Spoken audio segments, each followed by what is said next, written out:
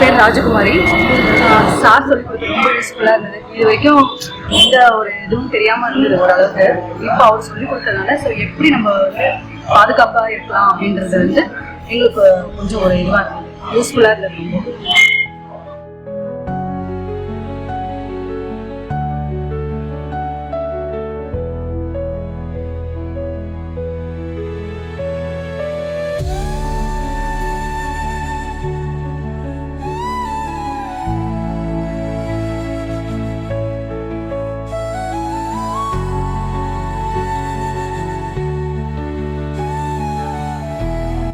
என் பேர் தெய்வானி.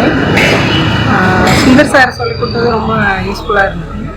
ஒரு பப்ளிக்கில் நம்ம வெளில போனோம்னா கொஞ்சம் சேஃபாக இருக்கும்.